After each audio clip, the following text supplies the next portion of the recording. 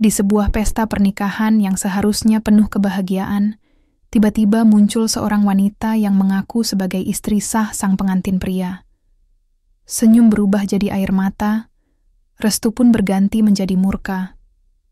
Tapi, apa yang sebenarnya disembunyikan keluarga di balik pernikahan ini, aku masih ingat jelas pertama kali menatap mata Nadia. Ada sesuatu di sana yang membuatku berhenti sejenak, seolah dunia melambat. Waktu itu aku hanyalah seorang pria sederhana, pekerja keras yang hidupnya berkutat pada angka-angka hasil kerja harian. Tidak ada kemewahan, tidak ada nama besar. Bahkan untuk sekadar percaya diri di hadapan keluarganya pun, aku butuh keberanian berlipat. Nadia adalah sosok yang sejak awal terasa seperti mimpi bagiku. Ia bukan hanya cantik, tapi juga cerdas, lembut, dan memiliki cara bicara yang mampu menenangkan kekacauan di kepalaku. Aku jatuh cinta padanya tanpa rencana, tanpa strategi, tanpa kalkulasi.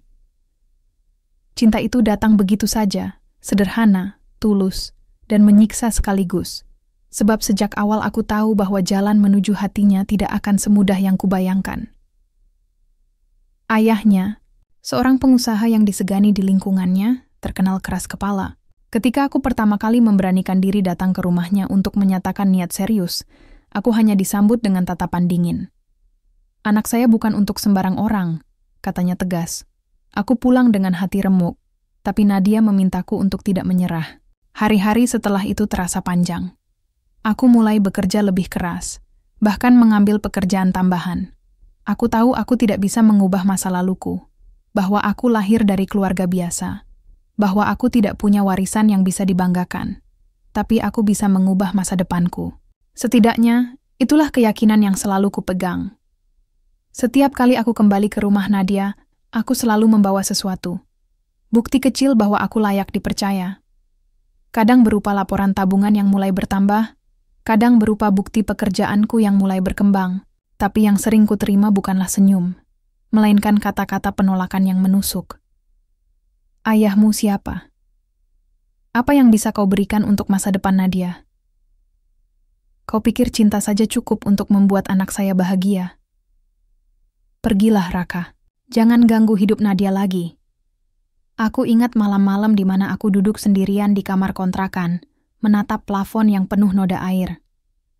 Kadang aku ingin menyerah, kadang aku merasa cintaku hanya akan membuat Nadia menderita.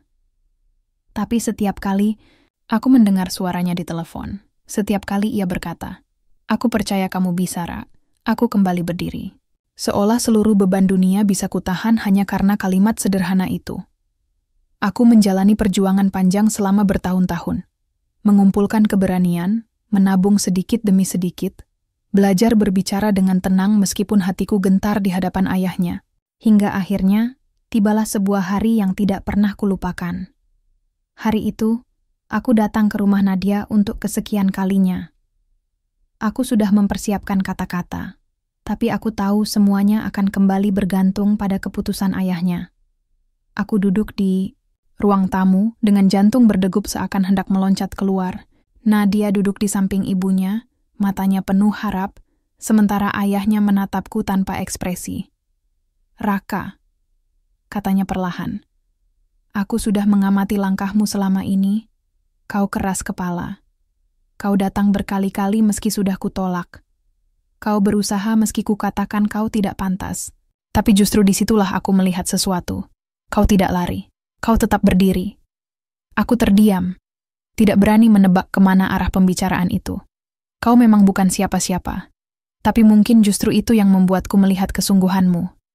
Nadia sudah dewasa. Ia tahu pilihannya. Kalau ia tetap ingin bersamamu, maka aku tidak bisa lagi menghalanginya." Kalimat itu seperti petir yang menyambar tubuhku. Restu. Kata yang kucari selama bertahun-tahun akhirnya keluar juga dari mulutnya. Aku menunduk dalam-dalam, menahan air mata yang hampir jatuh. Nadia menggenggam tanganku erat di bawah meja, sementara ibunya tersenyum samar, mungkin lega melihat akhir dari pertarungan panjang ini. Malam itu aku pulang dengan langkah ringan. Jalanan yang biasanya terasa sempit kini tampak luas. Lampu-lampu, kota berkelip seperti bintang yang turun ke bumi, seakan ikut merayakan kebahagiaanku. Aku teringat semua penolakan, semua hinaan, semua rasa sakit yang kutelan. Dan kini, semua itu terasa sepadan. Tapi yang tidak kusadari waktu itu adalah, di balik restu yang akhirnya kudapat, ada rahasia yang kusimpan rapat-rapat. Sebuah rahasia yang suatu hari akan menyeretku ke dalam badai besar. Aku mencoba menenangkan diriku dengan berkata, nanti saja aku pikirkan. Yang penting sekarang, aku sudah mendapatkan restu itu. Aku tidak tahu betapa kalimat itu akan menghantuiku di kemudian hari. Hari-hari setelah restu itu datang bagaikan mimpi yang terlalu indah untuk segera kupercaya. Aku sering terbangun tengah malam hanya untuk memastikan bahwa semua ini nyata, bahwa aku tidak sedang berhalusinasi. Bayangan wajah ayah Nadia yang akhirnya mengangguk dan mengatakan kata-kata itu terus terulang di kepalaku, seakan menjadi hadiah terindah dari Tuhan setelah sekian lama aku berjuang. Nadia sendiri tidak bisa menyembunyikan kebahagiaannya. Ia sering menatapku dengan senyum yang seakan tak pernah pudar. Kamu tahu, Rak, katanya suatu malam di teras rumahnya. Aku hampir putus asa menunggu ayah. Aku sempat berpikir, mungkin kita tidak akan pernah bisa bersama. Aku menatapnya dengan lembut. Aku juga sempat berpikir begitu, Nadi. Tapi entah kenapa, setiap kali aku ingin menyerah, selalu ada suara dalam diriku yang bilang, jangan. Mungkin karena aku tahu, kalau aku berhenti berjuang, aku akan kehilangan kamu. Dan itu yang paling tidak bisa ku terima. Nadia menunduk, pipinya merona, lalu mengeratkan genggamannya pada tanganku. Malam itu bulan bersinar terang, seakan ikut menyaksikan janji diam-diam yang kami buat. Setelah restu itu, persiapan pernikahan pun dimulai. Keluarga Nadia bergerak cepat. Ibunya begitu antusias, seakan ingin menebus semua waktu yang hilang karena penolakan panjang ayahnya. Rumah mereka berubah menjadi tempat yang sibuk. Orang-orang keluar masuk, membicarakan dekorasi, undangan, menu, hingga pakaian pengantin. Aku yang biasanya merasa canggung berada di tengah keluarga besar Nadia, kini justru diterima hangat. Para saudara menyapaku dengan ramah, seolah mereka sudah melupakan semua masa lalu. Aku tahu mungkin sebagian masih menyimpan keraguan, tapi setidaknya tidak ada lagi tatapan sinis yang dulu sering menusuk hatiku. Di balik semua itu, aku mencoba menampilkan wajah tenang. Aku ikut membantu sebisa mungkin, mulai dari mengantar undangan ke kerabat jauh, hingga menyiapkan beberapa hal teknis yang dianggap remeh.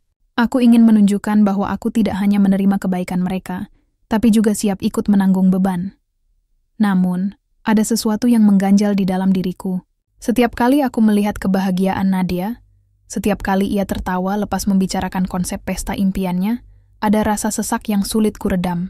Ada sebuah rahasia yang tetap kusimpan rapat-rapat, rahasia yang bahkan tak berani kubisikkan pada siapapun. Malam-malam menjelang tidur, aku sering menatap langit-langit kamar sambil bertanya pada diriku sendiri. Sampai kapan aku bisa menyembunyikan ini? Apakah aku benar-benar bisa memulai kehidupan baru tanpa membawa masa lalu? Aku mencoba menghibur diriku dengan jawaban yang sama. Setelah menikah dengan Nadia, segalanya akan baik-baik saja. Aku bisa memulai lagi, seolah semua yang dulu tidak pernah ada.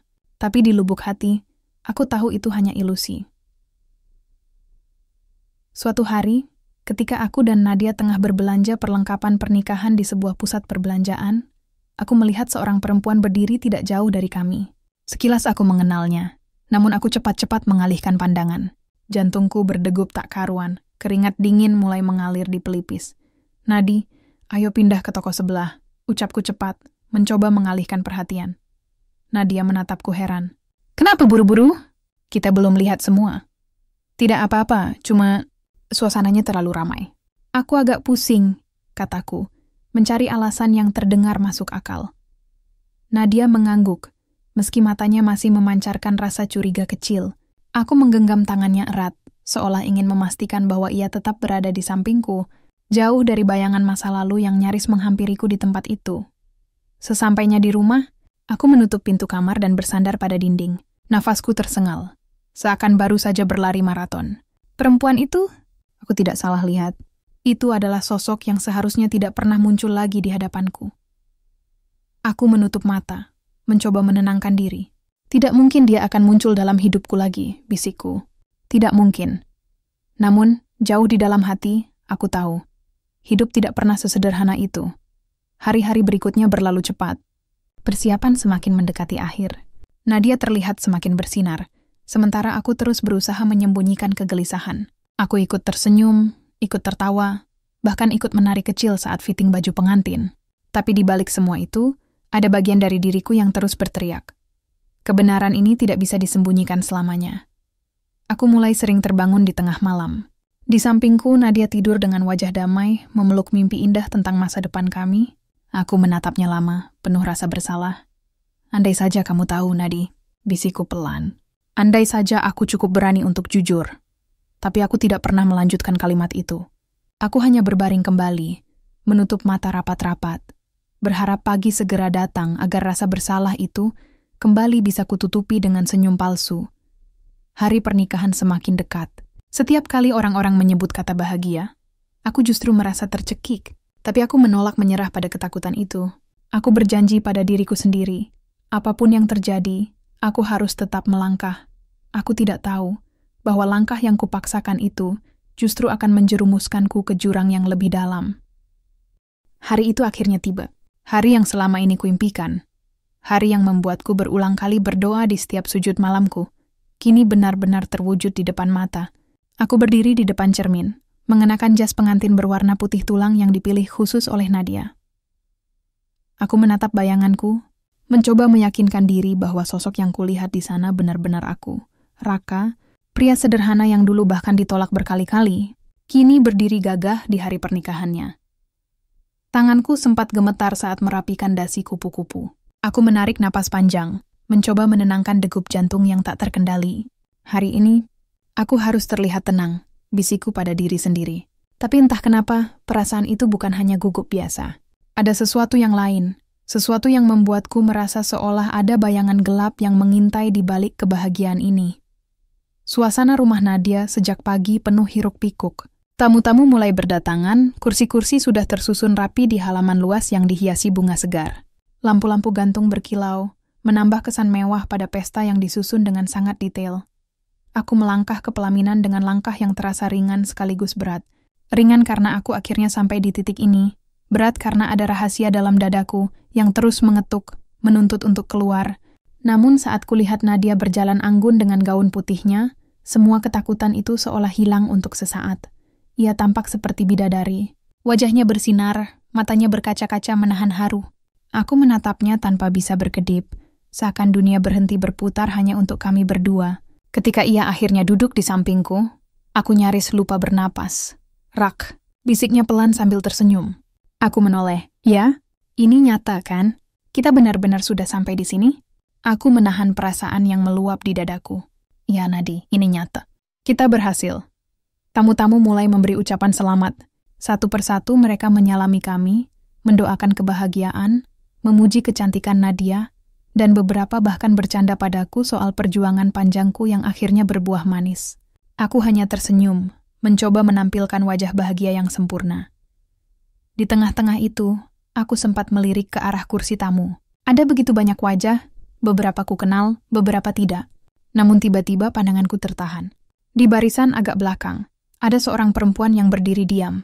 Tidak ikut bertepuk tangan, tidak ikut tersenyum. Sorot matanya tajam, menusuk langsung ke arahku. Aku tertegun. Napasku tercekat. Waktu seakan berhenti sesaat. Dia Dota, sosok yang selama ini kuharap tidak akan pernah muncul lagi di hadapanku. Sosok yang sudah seharusnya terkubur dalam masa lalu.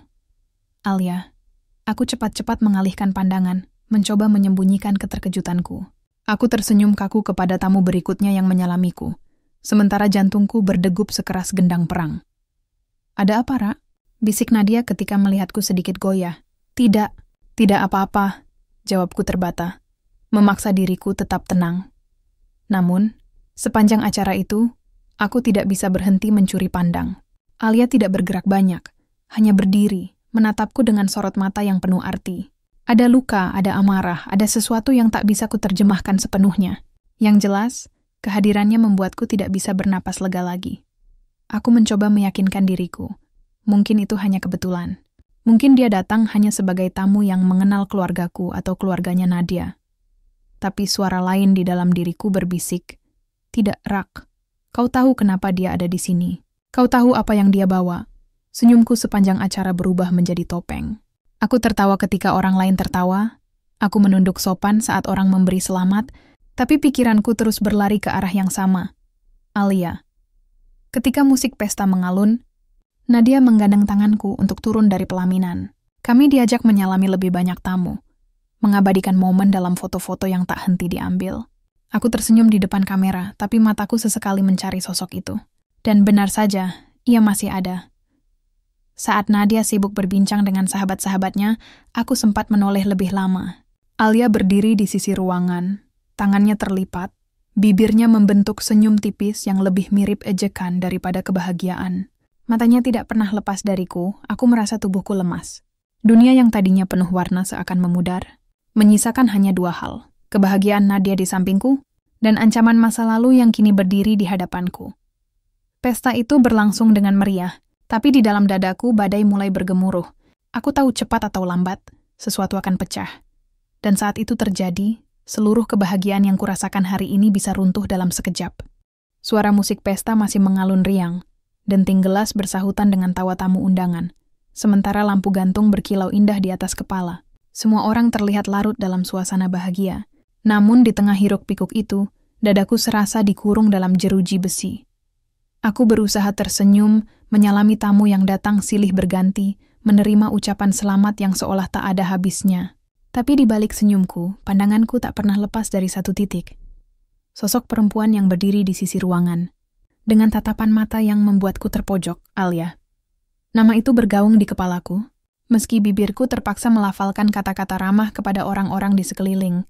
Ia berdiri di sana dengan gaun sederhana berwarna pastel, jauh dari mewah, tapi justru membuatnya tampak menonjol di antara para tamu yang berdandan glamor. Senyumnya tipis, dingin, dan penuh rahasia. Sesekali ia meneguk minuman yang dibawakan pelayan, lalu kembali menatapku. Tidak ada gerakan berlebihan. Tidak ada tanda-tanda ia ingin menghindar. Justru sebaliknya, ia sengaja menunjukkan bahwa dirinya ada, bahwa aku melihatnya, bahwa aku tidak bisa berpura-pura seolah ia tak hadir di resepsi ini. Tanganku mulai berkeringat.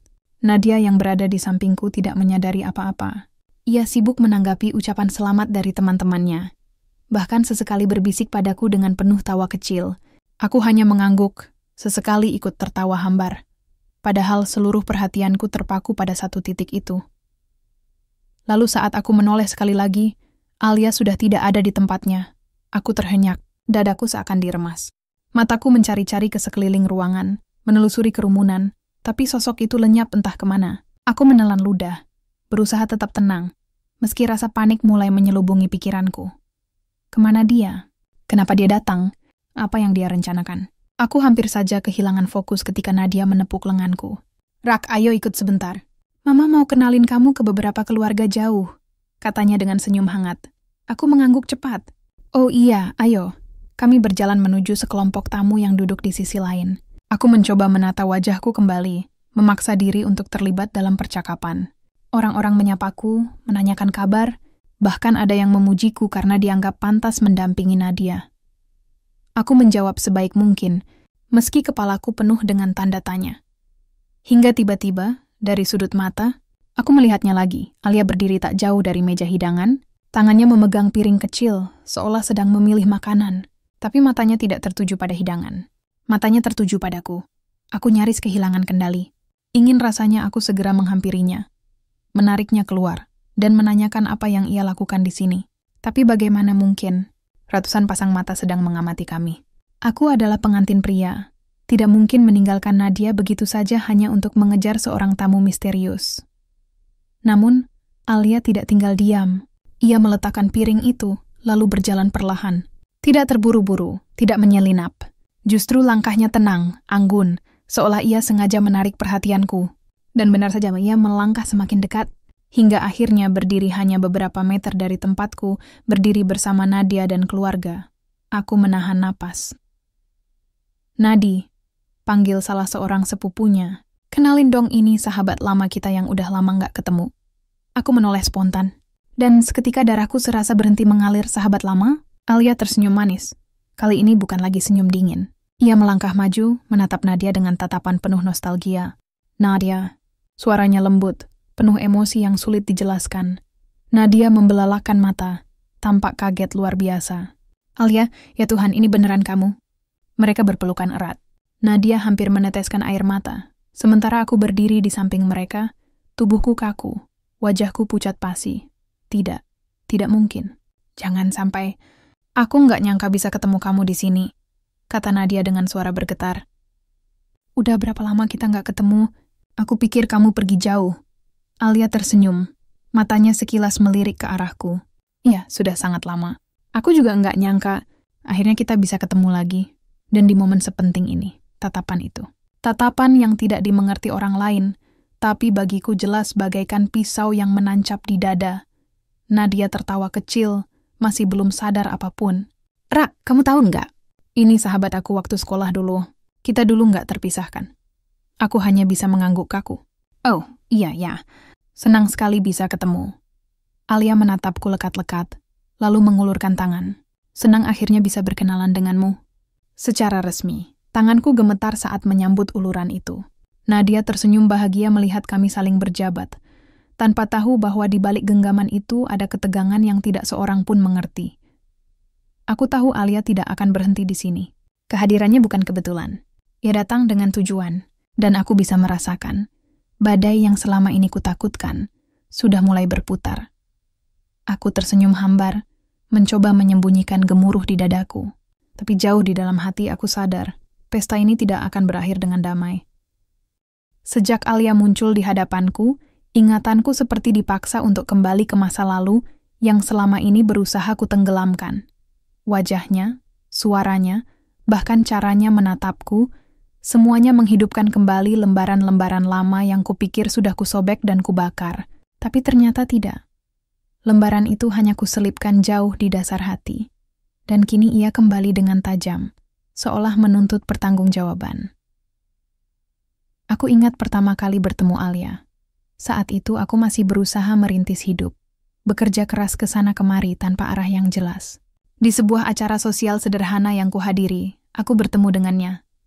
Alia tidak seperti Nadia, yang lembut dan penuh ketenangan. Alia adalah api, hangat sekaligus membakar. Ia cerdas, berani bicara, penuh ide, dan punya cara membuat siapapun merasa tertarik padanya.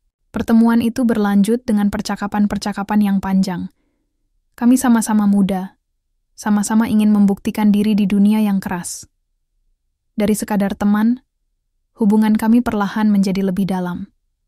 Aku masih bisa merasakan getaran ketika pertama kali ia menggenggam tanganku, tatapan matanya yang seolah mengatakan, "Aku percaya kamu, Rak." Waktu itu aku merasa dunia seakan memberi kesempatan baru. Aku bukan siapa-siapa, tapi bersama Alia, aku merasa berarti. Kami banyak berbicara tentang masa depan, tentang rumah sederhana yang ingin ia miliki, tentang perjalanan-perjalanan kecil yang ingin ia lakukan bersamaku. Semua terasa begitu nyata, begitu mungkin untuk diwujudkan.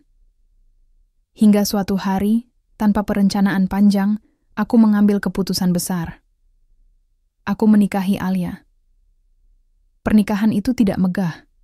Tidak ada pesta, tidak ada gaun putih.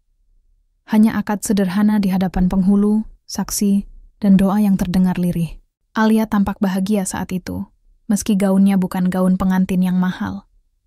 Aku masih ingat ia menatapku dengan mata berbinar, berkata, "Akhirnya kita resmi, Rak. Tidak ada yang bisa memisahkan kita lagi." Aku tersenyum kala itu, seolah percaya pada kata-katanya. Tapi hidup tidak sesederhana itu. Hari-hari setelah pernikahan justru terasa berat. Aku masih terombang-ambing dengan pekerjaanku, sementara Alia berharap aku bisa segera memberikan kehidupan yang layak. Tekanan demi tekanan mulai muncul. Pertengkaran kecil menjadi sering. Rasa kecewa mulai tumbuh. Aku yang dulu merasa penuh semangat, justru mulai merasa terkekang. Dan di tengah kekacauan itu, aku kembali bertemu dengan Nadia. Pertemuan dengan Nadia seolah membangkitkan sesuatu yang lama terkubur dalam diriku. Nadia bukan api seperti Alia, melainkan air yang menyejukkan. Ia tidak menuntut, tidak memaksa. Justru kelembutannya membuatku ingin berjuang lebih keras. Aku merasakan cinta yang berbeda. Lebih tenang, lebih dalam. Aku tahu aku salah. Aku tahu aku seharusnya tidak menduakan. Tapi hatiku, bodohnya, tetap memilih Nadia. Sejak itulah kebohongan besar itu dimulai. Aku mulai menjaga jarak dengan Alia. Aku mencari alasan demi alasan untuk menutupi kebenaran.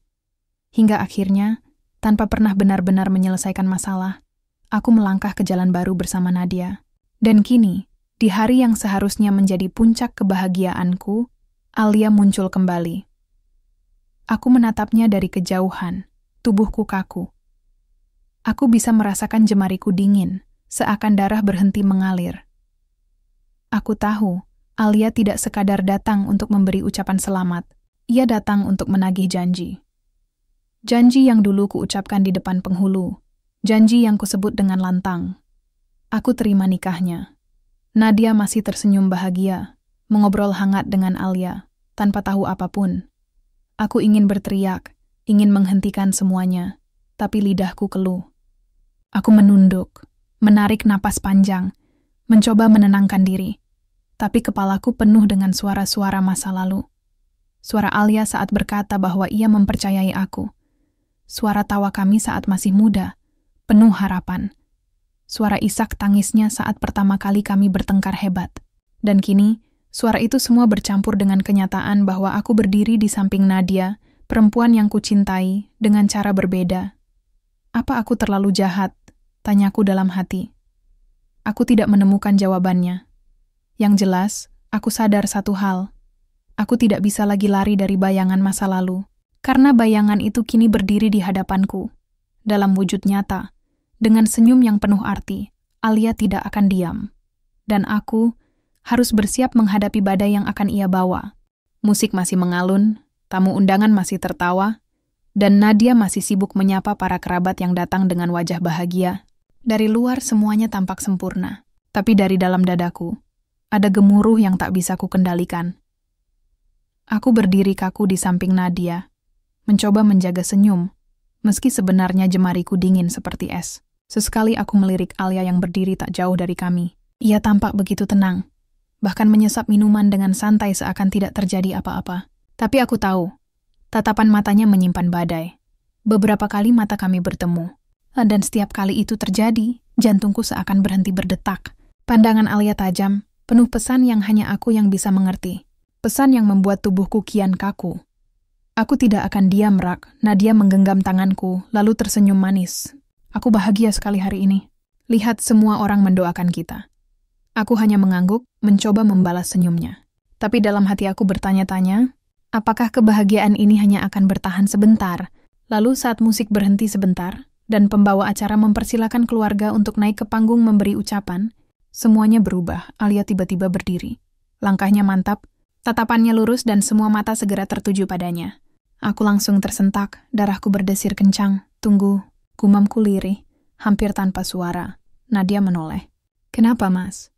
Aku tidak sempat menjawab, Alia sudah sampai di depan panggung. Dengan mikrofon yang diambilnya begitu saja dari tangan MC, ia menatap seluruh ruangan. Suasana yang tadinya riuh mendadak hening. Bahkan suara sendok yang beradu dengan gelas pun terdengar jelas. Assalamualaikum. Suara Alia terdengar lantang, bergetar namun penuh keberanian. Semua orang menjawab salamnya. Sebagian masih bingung, mengapa seorang tamu bisa begitu percaya diri merebut mikrofon. Aku ingin melangkah maju, ingin menghentikannya. Tapi kakiku seperti tertanam di lantai. Alia menatapku sekilas, lalu kembali ke arah para tamu. Perkenalkan, nama saya Alia. Mungkin sebagian dari kalian tidak mengenal saya. Tapi ada satu hal yang perlu kalian semua tahu, terutama keluarga besar dari mempelai wanita. Jantungku berdetak begitu keras hingga nyaris meledak. Nadia menatap Alia dengan bingung, lalu memandangku. Mas, siapa dia? Suaranya lirih, hampir tak terdengar. Aku membuka mulut, tapi tak ada kata yang keluar. Alia tersenyum tipis, namun matanya berkaca-kaca. Ia mengangkat tangannya, memperlihatkan cincin di jari manisnya. Cincin sederhana, cincin yang dulu ku beli dengan sisa tabungan terakhirku. Saya bukan hanya sekadar tamu, katanya lantang. Saya adalah istri dari Raka. Seisi ruangan sontak riuh. Teriakan kaget, bisik-bisik tajam, bahkan beberapa gelas hampir terjatuh karena tangan yang gemetar. Aku merasakan kepalaku berat, tubuhku goyah. Semua mata kini menatapku, penuh kecurigaan, penuh kemarahan. Nadia menutup mulutnya dengan tangan. Matanya membelalak tak percaya. Apa maksudnya ini, Mas? Suaranya pecah, penuh rasa sakit. Aku mencoba maju, tapi tubuhku seperti lumpuh. Aku ingin berkata, ingin menjelaskan, tapi kata-kataku tercekat di tenggorokan. Sementara itu, mertua laki-lakiku, ayah Nadia, sudah berdiri dengan wajah merah padam. Apa yang kau katakan barusan? Kau berani mempermainkan keluarga kami? Alia menatapnya tajam. Saya tidak mempermainkan siapapun, Pak. Saya hanya menyampaikan kebenaran. Pernikahan saya dengan Raka Esah tercatat di KUA, dan cincin ini buktinya. Ia menoleh ke arahku lagi. Benar kan, Ra? Suara itu menusuk jantungku. Semua orang menunggu jawabanku. Aku mencoba menarik napas, mencoba berkata, tapi lidahku keluh. Aku tahu kalau aku mengiyakan semuanya runtuh. Tapi kalau aku mengingkari, Alia pasti akan menunjukkan bukti yang lebih kuat. Keringat dingin mengalir di pelipisku. Nadia masih menatapku, matanya berkaca-kaca. Jawab. Apa benar? Aku terdiam. Keheningan itu lebih menyakitkan daripada teriakan. Dan keheningan itu pula yang membuat ayah Nadia menghantam meja dengan keras. Cukup! Hentikan pesta ini. Aku tidak akan membiarkan putriku menikah dengan pengkhianat. Suasana seketika kacau. Musik berhenti total, beberapa tamu mulai meninggalkan tempat, sebagian lain masih sibuk berbisik dengan wajah penuh rasa ingin tahu. Nadia jatuh terduduk di kursinya, menangis. Aku ingin meraihnya, ingin memeluknya, tapi ia menepis tanganku dengan marah. Jangan sentuh aku! Dan di tengah kekacauan itu, Alia hanya berdiri dengan wajah tegar. Tapi aku bisa melihat air matanya jatuh, satu demi satu. Aku berdiri di antara dua dunia yang runtuh sekaligus, dan aku sadar, inilah awal dari kehancuran yang sesungguhnya. Aku tidak pernah membayangkan pesta yang seharusnya jadi hari paling bahagia, berubah menjadi medan perang emosi. Musik berhenti, cahaya lampu terasa menyilaukan, dan semua tamu seolah berdiri di pihak yang sama. Melawan aku. Ayah Nadia berdiri, tegak di depan panggung. Wajahnya merah, urat di lehernya menegang. Tangannya menunjuk tepat ke arahku. Raka, apa yang sudah kau lakukan pada keluarga kami? Kau tega mempermainkan anakku, mempermainkan kami semua? Aku ingin menjelaskan, tapi suaraku tenggelam dalam riuh teriakan tamu. Sebagian besar mereka menggelengkan kepala, beberapa bahkan terang-terangan berkata, "Memalukan, bagaimana bisa ada pria seperti ini?" Nadia menangis, tubuhnya gemetar, ia berusaha bangkit, namun lututnya lemah. Aku mencoba mendekat untuk menolongnya, tapi ia menepis tanganku kasar. "Jangan dekat-dekat aku, Mas. Aku jijik." Kata-katanya menusuk seperti pisau. Aku bisa merasakan dadaku sesak, tapi aku tidak bisa menyalahkannya. Aku memang pantas dibenci. Alia masih berdiri di tengah ruangan. Mikrofon masih di genggamannya. Wajahnya tegar, namun air matanya jatuh tanpa henti. Ia menoleh pada Nadia, bibirnya bergetar. "Nadia," ucapnya pelan, tapi cukup jelas terdengar. Nadia yang awalnya menunduk langsung mendongak. Matanya melebar, seolah baru sadar sesuatu. "Alia? Kau? Alia?" Suaranya serak, bercampur tangis. Aku terperanjat. Aku tahu keduanya pernah saling mengenal, tapi aku tidak menyangka Nadia akan langsung mengenalinya di tengah kekacauan ini. Alia menutup wajahnya sebentar, lalu mengangguk. "Iya, aku Alia, sahabatmu dulu, Nat." Suasana ruangan semakin riuh. Beberapa tamu mulai berbisik-bisik dengan wajah penuh rasa ingin tahu. Nadia terdiam, mulutnya terbuka tanpa suara. Air matanya mengalir deras. "Tidak, ini tidak mungkin. Alia yang aku kenal sudah pergi lama. Kau menghilang begitu saja." Alia melangkah mendekat, menurunkan mikrofon dari bibirnya. Suaranya lirih, namun penuh luka. "Aku tidak pernah menghilang, Nad. Aku hanya memilih jalan yang berbeda. Dan ternyata, jalan itu membawaku pada suamimu." Tangisan Nadia pecah lebih keras. Ia terisak sambil menutup wajahnya dengan kedua tangan. "Ya Allah, kenapa ini harus terjadi padaku? Kenapa sahabatku sendiri, suamiku sendiri, mengkhianatiku di hari yang paling bahagia?" Aku mencoba bicara, namun ayah Nadia sudah lebih dulu menubrukku dengan kemarahan. Tangannya menarik ke rajas pengantinku. Kau menjijikkan, Raka. Aku sudah memberikan restu. Aku percaya pada niat baikmu. Aku terima kau masuk ke keluarga ini meski kau bukan siapa-siapa. Dan ini balasanmu? Membawa malu sebesar ini di depan semua orang? Aku terhuyung, tapi tidak melawan. Bagaimana bisa aku melawan orang tua yang seharusnya ku hormati? Pak, saya bisa jelaskan, kataku terbata. Tidak ada yang perlu dijelaskan. Suaranya menggema, membuat semua tamu kembali hening. Fakta sudah jelas, kau menikahi 2 perempuan sekaligus. Dan lebih busuk lagi, salah satunya adalah sahabat istrimu sendiri. Apa kau kira kami tidak punya harga diri? Aku hanya bisa menunduk, menahan rasa sakit di dada. Setiap kata yang keluar dari mulutnya seperti cambuk yang mengoyak. Sementara itu, Alia mencoba menghampiri Nadia. Nat, dengarkan aku dulu. Aku tidak pernah berniat menyakitimu. Aku bahkan tidak tahu kalau yang kau maksud Raka itu. Raka yang sama denganku. Nadia menatapnya tajam, matanya memerah karena tangis. Diam, jangan panggil namaku lagi. Aku tidak sudi mendengar alasanmu. Kau sahabatku, Alia. Kau tahu betapa aku percaya padamu dulu. Kau tahu aku pernah berbagi semua mimpiku padamu. Dan sekarang, kau justru berdiri di sini, merenggut satu-satunya kebahagiaan yang kupunya. Suara Nadia bergetar, namun tajam. Semua orang bisa merasakan luka di balik kata-katanya. Aku menatap kedua perempuan itu, hatiku terkoyak.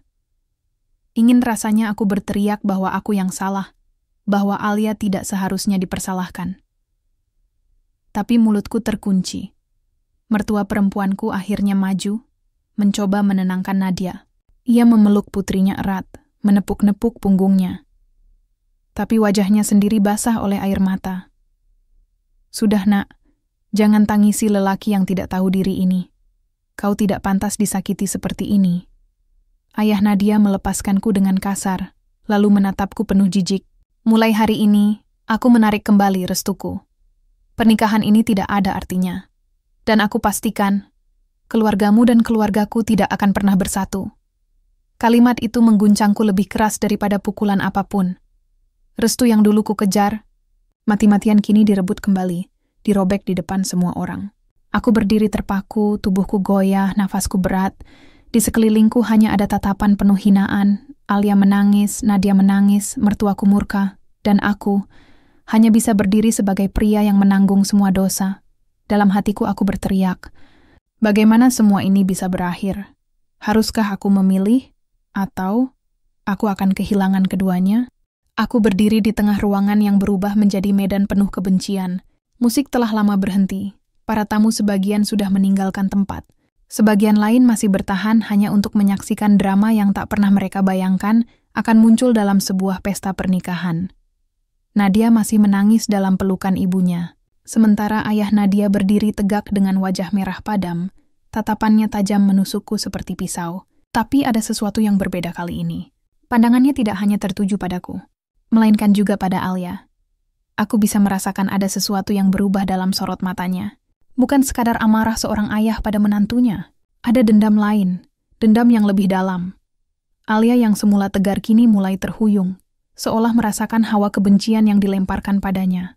Ia menatap ayah Nadia, bingung, lalu berusaha berkata, "Pak, saya tahu Bapak kecewa." Tapi saya diam. Bentak ayah Nadia dengan suara menggelegar. Semua orang tersentak. Nadia berhenti menangis sejenak, menoleh ke arah ayahnya dengan bingung. "Ayah, kenapa bicara seperti itu?" "Alia, dia sahabatku dulu." Ayah Nadia menoleh pada putrinya. Wajahnya penuh luka bercampur amarah. "Kau tidak tahu siapa sebenarnya perempuan ini, Nadia. Kau terlalu polos." Aku bisa memaafkan kebodohan suamimu ini. Tapi bukan karena sekadar poligami. Tidak, masalahnya lebih besar dari itu. Ruangan kembali hening. Semua menunggu kalimat berikutnya.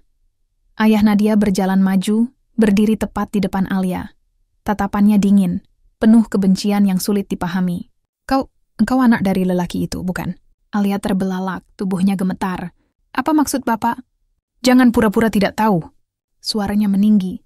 "Kau anak Surya, lelaki yang dulu mengkhianatiku, menghancurkan usahaku, merampas semua yang kumiliki. Kau pikir aku tidak akan mengenali wajah itu? Kau mirip sekali dengan ibumu." perempuan yang mendukung pengkhianatan itu. Aku terkejut seakan tertampar. Nama itu, Surya, aku pernah mendengarnya samar-samar dari Alia. Tapi aku tidak pernah menduga ada keterkaitan dengan keluarga Nadia. Alia memucat, tangannya gemetar. Bapak, Surya memang ayah saya. Tapi apa salah saya? Saya tidak pernah ikut campur urusan orang tua. Kekap, bentak ayah Nadia. Darah pengkhianat tetap saja pengkhianat. Kau berani datang ke sini, berdiri di tengah keluargaku, bahkan merebut suami dari putriku. Kau ingin membalas dendam, begitu? Nadia menatap Alia dengan wajah linglung. Air matanya kembali jatuh. Tidak, ini tidak mungkin. Alia, katakan ini hanya salah paham. Alia menunduk, tubuhnya bergetar hebat. Nadia, aku tidak tahu apa-apa soal masa lalu ayahku dengan keluargamu. Aku tidak pernah berniat menyakitimu. Demi Allah, aku tidak pernah berniat begitu. Tapi kata-katanya tidak cukup. Semua orang sudah termakan oleh kemarahan ayah Nadia. Aku mencoba maju, menengahi. Pak, tolong dengarkan dulu. Alia tidak salah. Kalau ada yang salah, itu saya. Saya yang menikahinya dulu, saya yang kemudian menikahi Nadia. Jangan salahkan dia, jangan libatkan masa lalu orang tua ke dalam urusan kami. Ayah Nadia menoleh padaku dengan tatapan membakar. Kau berani mengajariku, hah? Kau pikir aku sebodoh itu? Kau kira aku tidak tahu ini semua sudah direncanakan? Anak Surya menikah denganmu, lalu kau juga menikahi putriku. Itu jelas permainan. Kalian mau mempermalukan keluargaku, bukan? Tidak, Pak. Demi Allah, tidak begitu. Suaraku parau, tubuhku gemetar. Alia menangis, suaranya pecah. Saya mencintai Raka. Itu saja, tidak ada niat lain. Nadia, percayalah, aku tidak pernah berniat mengkhianati persahabatan kita. Nadia menatap Alia dengan wajah hancur. Aku ingin percaya, Alia. Tapi semua ini terlalu sakit. Terlalu kebetulan. Aku merasa seluruh dunia runtuh di sekitarku. Restu yang sudah kurai hancur, cinta Nadia retak, dan masa lalu Alia menyeret kami ke dalam jurang lebih dalam lagi. Para tamu mulai berbisik lebih keras. Anak musuh lama, ini pasti balas dendam. Kasihan keluarga pengantin wanita. Setiap bisikan itu terasa seperti peluru menembus dadaku.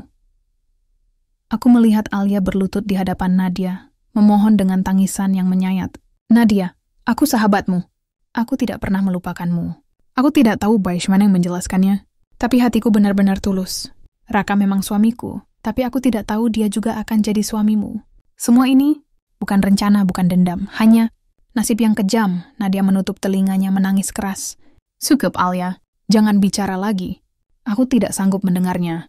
Aku ingin menghampiri mereka, ingin menenangkan, tapi ayah Nadia menghadangku. Tangannya mendorong dadaku keras hingga aku hampir jatuh. Pergi dari sini, Raka. Bawa perempuan itu bersamamu. Aku tidak mau ada lagi aib di keluarga ini. Kau sudah cukup mempermalukan kami. Aku menatapnya, suaraku bergetar. Pak, jangan lakukan ini. Jangan musnahkan semua yang sudah saya perjuangkan. Namun ia tak bergeming. Restu ini sudah kutarik. Kau bukan lagi bagian dari keluarga ini. Dan kau, Alia, bawa dendammu keluar dari sini. Jangan pernah kembali. Alia terisak, Nadia meraung, dan aku berdiri di antara mereka. Tak mampu menyatukan, tak mampu menyelamatkan. Aku sadar, malam ini bukan sekadar tentang cinta segitiga. Ini tentang masa lalu yang menolak untuk dilupakan, tentang dosa orang tua yang diwariskan pada anak-anaknya, dan aku terjebak di tengahnya tanpa jalan keluar. Aku masih berdiri di tengah ruangan yang kini serupa neraka. Semua doa dan tawa yang tadi memenuhi gedung telah berganti dengan tatapan penuh kebencian, air mata, dan bisikan yang menelanjangi harga diriku. Aku ingin percaya bahwa semua ini hanya mimpi buruk yang akan berakhir saat aku membuka mata. Tapi kenyataannya, aku tetap di sini, menghadapi kehancuran yang nyata. Ayah Nadia sudah menarik kembali restunya. Nadia sendiri menolak menatapku. Alia menangis terseduh, berlutut di lantai dengan wajah penuh luka. Aku ingin bicara. Aku ingin menjelaskan. Tapi apa yang bisa kukatakan? Bahwa aku mencintai keduanya dengan cara yang berbeda? Bahwa aku tidak pernah berniat menghancurkan siapapun? Semua alasan itu terdengar terlalu lemah dibanding luka yang sudah kubuat. Dan tepat ketika aku merasa semuanya sudah runtuh, Alia tiba-tiba berdiri. Tangisnya masih membekas di wajah, tapi tatapannya berubah. Bukan lagi hanya tangisan seorang perempuan yang disakiti, melainkan tekad seorang wanita yang siap memperjuangkan kebenaran versinya. Ia mengeluarkan sebuah map coklat dari dalam tas kecil yang dibawanya. Langkahnya mantap meski tubuhnya gemetar. Ia berdiri di depan panggung, mengangkat map itu tinggi-tinggi. Semua orang di sini berhak tahu. Suaranya lantang menusuk keheningan ruangan. Aku langsung tersentak. "Alia, apa yang kau lakukan?" Ia menoleh padaku sekilas, lalu kembali ke arah para tamu. "Kalian semua hanya melihat saya sebagai pengganggu, sebagai perempuan yang merebut kebahagiaan orang lain. Tapi dengarkan baik-baik, saya punya bukti. Pernikahan saya dengan Raka sah, tercatat di negara, di kantor urusan agama. Artinya, pernikahan ini..." Ia menunjuk ke arah dekorasi megah di sekeliling kami. Tidak sah di mata hukum. Ruangan sontak bergemuruh. Beberapa tamu berteriak kaget, sebagian lain langsung mendekat ingin melihat bukti yang dipegang Alia. Ayah Nadia menatap tajam, wajahnya semakin memerah. "Apa maksudmu membawa-bawa bukti ke sini? Kau ingin mempermalukan kami lebih jauh lagi?" Alia menahan air matanya. "Saya mah tidak ingin mempermalukan siapapun. Tapi saya juga tidak ingin terus dianggap sebagai wanita simpanan atau pengganggu. Saya istri sah Raka. Dan ini..." Ia membuka map, memperlihatkan dokumen-dokumen resmi. Adalah akta nikah kami. Aku melihatnya dari jauh. Tulisan itu jelas. Tanda tanganku ada di sana. Tanda tangan penghulu, saksi, semuanya lengkap. Darahku seakan berhenti mengalir. Semua kebohongan yang selama ini kupertahankan runtuh total. Nadia menatapku dengan pandangan kosong, wajahnya pucat, tangannya bergetar hebat. "Mas, jadi benar kau bukan hanya menikahinya secara agama, tapi juga secara negara. Kau ingin minoan, ingin menyangkal. Tapi bagaimana mungkin? Bukti itu terlalu nyata. Aku bisa jelaskan, Nadia." Suaraku parau, hampir tak terdengar. "Jelaskan apa?" Nadia berteriak, suaranya pecah. "Bukti itu jelas. Kau menipuku. Kau menipu keluargaku. Kau menipu semua orang." Air matanya jatuh semakin deras. Ia berpegangan pada ibunya, tubuhnya limbung seperti akan roboh. Ayah Nadia melangkah maju, matanya menyala penuh amarah. "Cukup. Aku tidak butuh penjelasan dari pengkhianat. Kau pikir kami ini apa? Boneka yang bisa kau mainkan sesuka hati?" Ia menoleh ke arah para tamu yang masih terpaku. "Saudara-saudara sekalian, saksikan sendiri. Lelaki ini tidak hanya berani mempermainkan putriku, tapi juga mempermalukan keluarga kami dengan kebohongan yang menjijikkan. Aku tegaskan pernikahan ini batal." "Tidak ada artinya." Sorak-sorai penuh hinaan terdengar dari beberapa sudut ruangan. Kata-kata kasar, cemoohan, semua menyerbu telingaku. Aku merasa duniaku runtuh. Alia menunduk, suaranya serak. "Aku tidak pernah ingin ini terjadi. Aku hanya ingin aku diakui. Aku istri sah Raka. Aku tidak bisa membiarkan seolah-olah aku tidak ada." Aku memandangnya, dadaku sesak. Aku tahu ia benar. Aku tahu aku yang salah. Tapi melihat Nadia yang menangis hancur membuatku ingin mengutuk diriku sendiri. "Nadia," aku mencoba mendekat, tapi ia mundur beberapa langkah. Tatapannya penuh luka. "Jangan dekat-dekat aku, Mas. Kau sudah cukup menyakitiku. Jangan sentuh aku lagi." Kalimat itu membuat kakiku goyah. Aku terdiam, tak bisa berbuat apa-apa. Ayah Nadia menunjuk ke arahku dengan suara menggelegar. "Keluar dari sini sekarang juga. Kau dan perempuan itu. Kalian tidak pantas menginjakkan kaki di tempat ini lagi."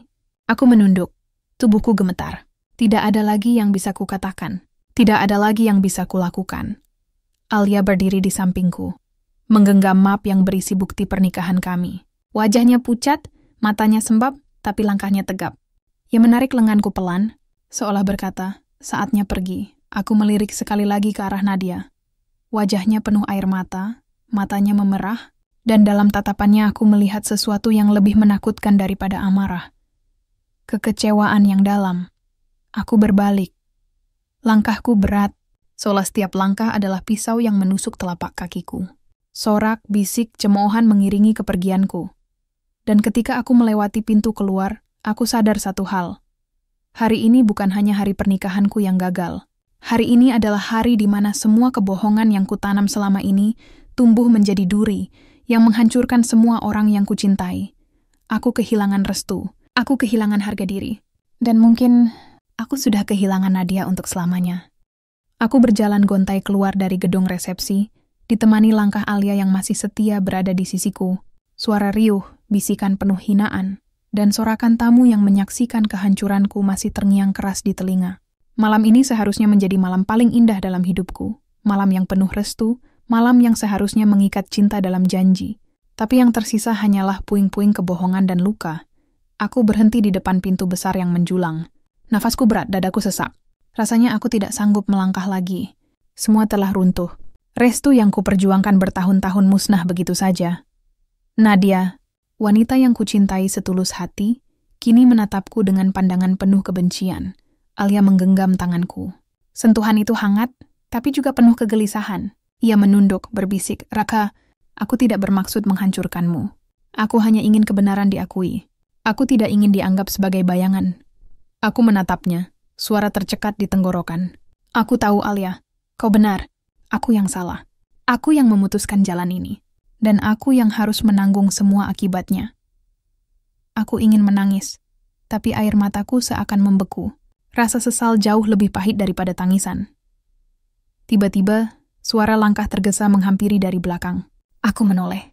Ternyata itu Nadia. Wajahnya masih basah oleh air mata, tapi sorot matanya berbeda. Bukan sekadar amarah atau kekecewaan, melainkan kebingungan yang menyakitkan. "Mas," suaranya lirih, hampir berbisik, aku terpaku. "Nadia!" Isi Baron sebenarnya pun langkah di hadapanku. Tangannya gemetar, tapi ada sesuatu yang ingin ia sampaikan. Aku baru tahu sesuatu. Sesuatu yang lebih menyakitkan dari semua yang sudah terjadi. Aku menunggu. Hati ini sudah terlalu rapuh untuk menerima kejutan lain. Tapi dari sorot matanya, aku tahu ia akan mengatakannya juga. "Ayahku." Nadia menelan ludah, suaranya pecah. "Ayahku yang memaksaku menikah denganmu." Kata-kata itu menamparku lebih keras dari semua hinaan yang tadi ku terima. "Apa maksudmu?" Tanyaku parau. Aku memang mencintaimu, Mas. Tapi ternyata sejak awal, ayahku yang mengatur segalanya. Ia ingin pernikahan kita terjadi bukan karena restu murni, tapi karena ada kepentingan bisnis di baliknya. Ia ingin menggabungkan usahanya dengan keluargamu. Ayah sudah lama merencanakan ini, bahkan sebelum aku benar-benar yakin dengan perasaan ini. Aku terdiam, tubuhku kaku seperti patung. Jadi, semua perjuanganku, restu yang katanya lahir dari ketulusan, ternyata hanyalah permainan. Aku merasa dipermainkan oleh takdir, oleh keadaan, oleh orang-orang yang lebih berkuasa. Tidak mungkin, aku menggeleng, mencoba menolak kenyataan itu. Nadia meneteskan air mata lagi. Aku baru tahu beberapa jam sebelum resepsi, aku mendengar ayahku bicara dengan pamanku. Mereka menyebutmu sebagai jalan untuk mengamankan proyek besar. Mas, aku hancur. Aku merasa pernikahan kita bukan hanya ternoda karena rahasiamu, tapi sejak awal sudah dikotori oleh kepentingan keluarga. Aku memegangi kepalaku. Semua ini terlalu berat, jadi bukan hanya aku yang menyembunyikan sesuatu. Ayahmu juga. Nadia mengangguk pelan. "Ya, Mas, kau memang salah karena merahasiakan Alia, tapi aku juga merasa jadi korban. Kita berdua sama-sama terjebak." Alia yang sejak tadi diam menatap kami dengan mata membesar. "Jadi, semua ini bukan hanya tentang aku?" Nadia menoleh ke sahabat lamanya itu. "Aku pun dikhianati, Alia. Bukan hanya oleh Raka, tapi juga oleh keluargaku sendiri." Suasana hening sejenak. Hanya terdengar suara musik samar dari gedung resepsi yang kini terasa asing. Aku menatap kedua wanita itu. Dua cinta yang tak pernah seharusnya berjumpa dalam cara seburuk ini. Jiwaku tercabik. Aku menarik napas panjang, berusaha menata hati. "Nadia, Alia, aku tidak tahu harus berkata apa. Aku mencintaimu, Nadia, dan aku juga tidak pernah bisa benar-benar melepaskanmu, Alia. Tapi sekarang aku sadar, cintaku justru menghancurkan kalian berdua. Aku egois. Aku pengecut." Air mataku akhirnya jatuh. "Dan aku sadar, aku ini pantas untuk kalian. Tidak pantas untuk restu siapapun. Tidak pantas untuk menyebut diriku suami." Nadia terisak, menutup wajahnya dengan kedua tangan. Alia menunduk, menggenggam map berisi bukti pernikahan itu lebih erat. Aku melangkah mundur, menatap keduanya untuk terakhir kalinya malam itu. Aku akan menanggung semua akibat. Aku tidak akan kabur lagi. Tapi izinkan aku pergi malam ini, sebelum aku semakin menghancurkan hidup kalian. Aku berbalik, melangkah menjauh, meninggalkan cahaya lampu gedung resepsi yang perlahan redup di belakangku. Malam terasa dingin, angin menusuk tulang. Tapi justru disinilah aku merasakan sedikit kelegaan. Karena pada akhirnya, kebenaran memang selalu menang. Sekejam apapun, setajam apapun, ia tetap harus terungkap. Aku kehilangan Nadia, aku kehilangan Alia, aku kehilangan harga diri. Tapi aku mendapatkan satu hal. Kejujuran yang selama ini kutakuti. Dan dengan itu, aku melangkah ke kegelapan, sendirian, menanggung dosa dan rahasia yang akhirnya tersingkap seluruhnya.